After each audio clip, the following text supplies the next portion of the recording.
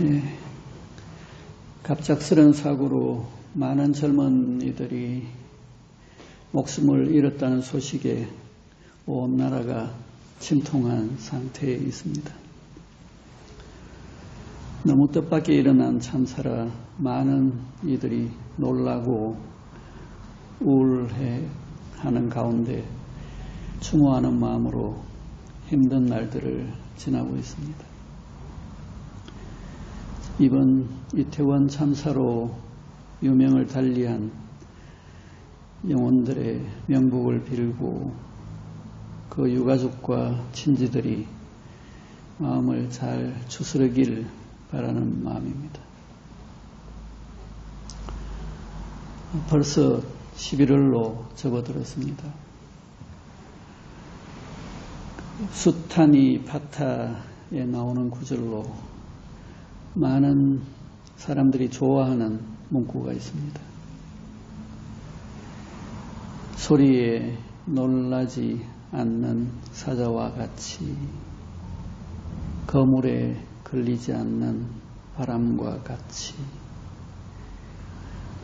흙탕물에 더럽혀지지 않는 연꽃과 같이, 무소의 불처럼 혼자서 가라.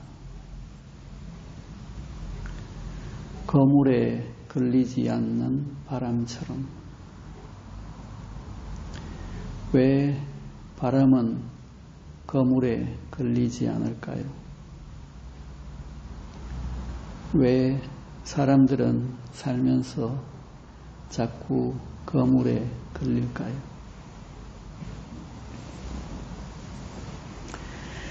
한때 유행했던 말 중에 너가 아버지 뭐 아시노? 라는 표현이 있었습니다. 아버지의 직업을 묻는 말이었을 텐데 저 표현 안에는 여러 가지가 함축되어 있었던 것 같습니다. 그래서 한때 유행했던 유머러스한 표현이 되었습니다.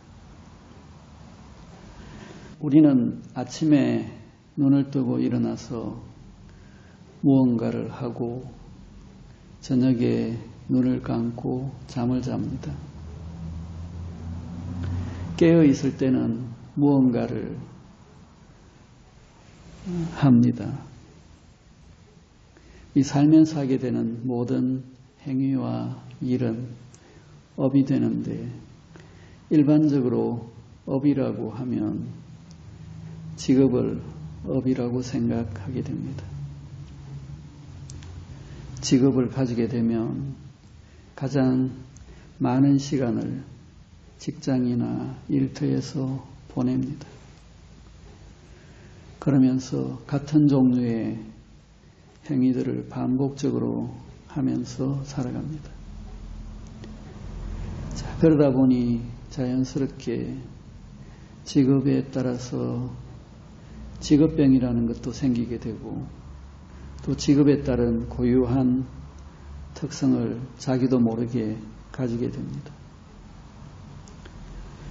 그래서 어떤 사람들은 같이 몇 시간 이야기해보고 나서는 저 사람은 직업이 교사 같다, 경찰 같다, 장사하는 사람 같다, 예술가 같다, 사기꾼 같다고 이야기합니다.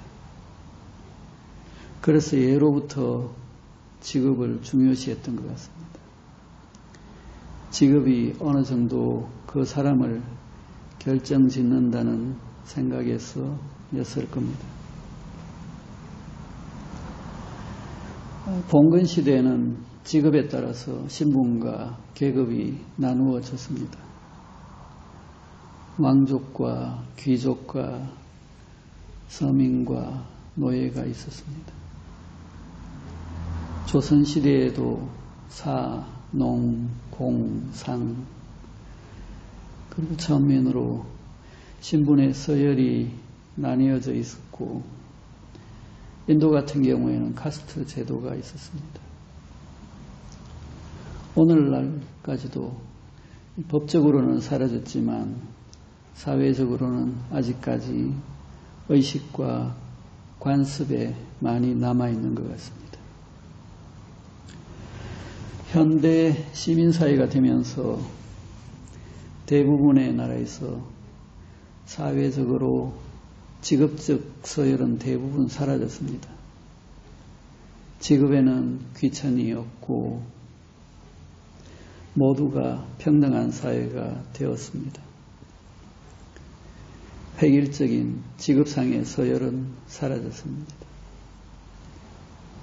그렇다 하더라도 사람들의 의식에는 직업에 따른 나름대로의 차이와 구별이 있는 것 같습니다.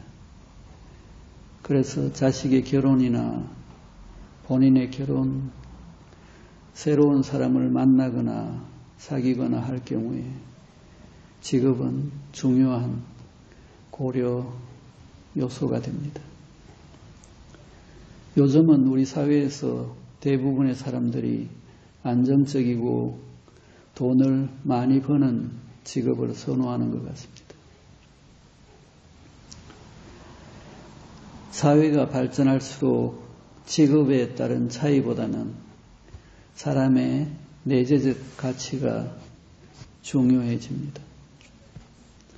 같은 직업을 가진 사람일지라도 사람마다 인성이나 성향, 자질, 태도, 그리고 매너는 천차만별입니다. 사람들은 처음에는 그 사람의 외적인 것을 보고 판단할지 모르지만 시간이 지날수록 그리고 만남이 거듭될수록 내재적인 가치를 보고 판단하게 됩니다. 사람들은 다양한 직업을 가지고 일을 하면서 삶을 영위합니다. 가장 많은 시간과 가장 많은 활동이 직업을 통해서 부여되고 이루어집니다. 그리고 그것은 차곡차곡 쌓여서 현생의 업이 됩니다. 그러기에 직업은 그냥 단순하게 돈이라는 삶의 수단을 얻기 위한 활동만이 아니라 직업이라는 장을 통해서 어떤 업이 쌓이느냐, 어떤 업을 쌓느냐, 그리고 직업에서 이루어지는 행위를 통해서 무엇을 알게 되고 어떤 변화가 일어나는가, 그리고 다른 사람에게 어떤 작용과 영향을 주느냐 하는 본질적인 눈으로 바라보는 것이 필요합니다. 무심코 하는 반복된 행동이 습관이 되듯이 아무 생각 없이 그냥 맨날 반복하는 직업 활동은 자기도 모르게 어떤 습성, 특성을 가지게 됩니다. 그리고 시간이 지나면 굳어집니다. 그러면 그 굳어진 틀 안에서 고착됩니다. 고착은 아주 단단한 집착이 됩니다. 자기도 모르게 내적 어느 부분은 딱딱하고 굳어지고 죽은 것이 됩니다. 나를 내적으로 딱딱하게 만들어서 죽이지 않으려면 유연하게 만들어야 합니다. 그렇게 되기 위해서는 생활 속에서 매 순간 이완하고 바라보며 깨어 있어야 하겠죠. 늘 본질을 향한 눈과 열린 마음을 가지고 있어야 합니다. 고정되고 딱딱해지면 삶이 재미없고 지루해집니다. 그렇지만 본질을 향한 눈과 열린 마음은 삶 속에서 매 순간 새로움을 발견하고 신비로움에 젖어들게 만듭니다. 바람은 막힘이 없이 유연합니다. 그래서 그물에 걸리지 않습니다. 고정되고 딱딱한 것은 그물에 걸리기 마련입니다. 그물에 걸리지 않는 바람을 소망하지만 유연해지지 않으면 그물에 걸리게 되어 있습니다. 우리가 살면서 받게 되는 것은 모두가 나의 지난날 행위의 결과입니다. 어떤 업을 지었느냐에 따라서 그 결과로 돌아온 것들입니다. 그래서 자업자득이라고 하고 과보를 받는다고 합니다. 주위를 둘러보면 그러한 개념이 없어서 또 어리석어서 그동안 쌓은 것을 모두 까먹고 영혼의 빚까지 지고 다니는 사람들을 꽤 많이 봅니다. 그리고 자기의 털이 딱딱하게 굳어져 가는 사람들을 봅니다. 모두가 거물에 걸려서 빠져나오지 못하게 됩니다. 많은 사람들이 거물에 걸리지 않는 바람처럼 무소의 뿔처럼 잘 나아가기를 소망합니다.